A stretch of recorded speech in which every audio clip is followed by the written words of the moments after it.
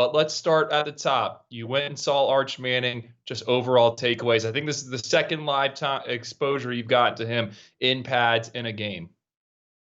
Yeah, your boy went viral and we didn't even talk about it. But no, it was good. It was what we expected. I think we're going to talk about a couple different things here. But it was a really good game. It was 14-7 at the half. Riverside Academy scored first. They were led by UL Lafayette commit Bill Davis, a guy that rushed for 270 yards. He was a majority of their offense. He had a really good game, but Newman would score the next 28 points in the second half. And I thought Arch Manning looked everything of what you would expect a player in his position to perform like against that level of competition last Friday. So 19 of 21, 221 yards. Even looking back at the two incompletions, one was a drop, another throw he'd like to have back that would have been a touchdown. They later scored on that drive. But you have to like what you saw from him. I think the one thing that really kind of stood out to me was the athleticism. You see Arch Manning 6'4" plus 215 pounds. And I think a lot of people gravitate to this Manning style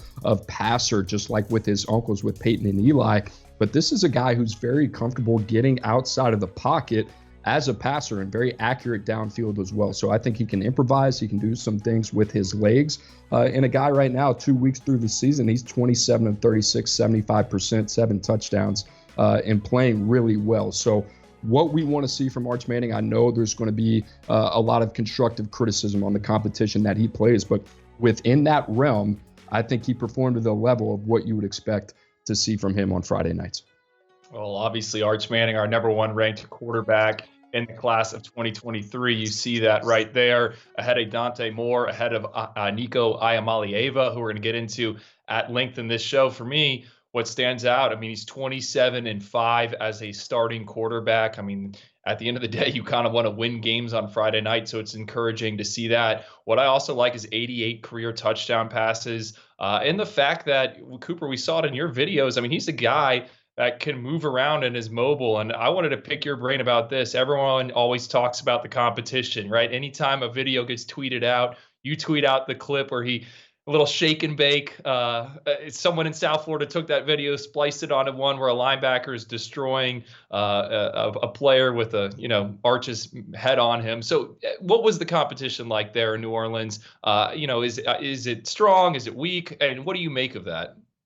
Yeah, that's a little graphic, but I would say, for instance, against Riverside Academy, a team that struggled last year at times, and then looking outside of Bill Davis, there really wasn't much to write home about if you're looking at Riverside Academy. But the week before, Newman's a 2A school in Louisiana classification. They go play 5A Hahnville the week before. They win that game 35-14. Now, the stat line is not something that your eyes immediately gravitate to. 8 of 14 in that game, 143 yards, 3 touchdowns. But Arch Manning has been incredibly efficient. You mentioned the ability as a runner. That's something that I would like to see him do a little bit more of. I had to make the player comp this offseason in Arch Manning when he committed to Texas. A guy that he reminded me of was Joe Burrow in terms of what he could do with his legs. And I think that was a very underrated part of Joe Burrow's game before he had the injury in the NFL to his knee, but was a guy that could get out of the pocket, improvise, buy time, be creative, and make explosive plays down the field. I think we've seen that with Arch Manning. The other thing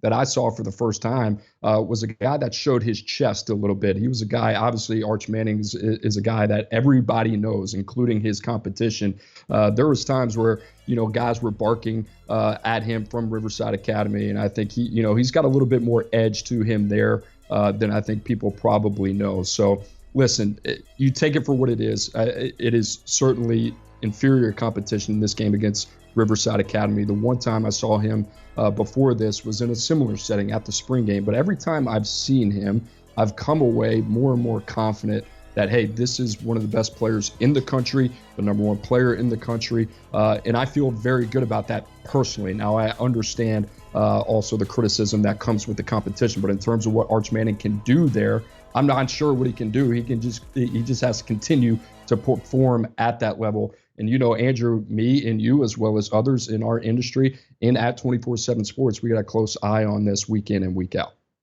Yeah, and getting to those games is so important, right? Everyone can watch the huddle, but getting out there, seeing how he interacts on the sidelines, seeing how he interacts with opposing players, opposing coaches, I think that's one of the best parts of scouting, the beauty of scouting. So it's encouraging to me that you have that feedback and you saw, and this is a guy that you're going to stamp. So glad, Cooper, you went out there and got the live evaluation. I think you're the only guy that's seen him twice so far in the past few months, and that says a lot about just how we feel about him.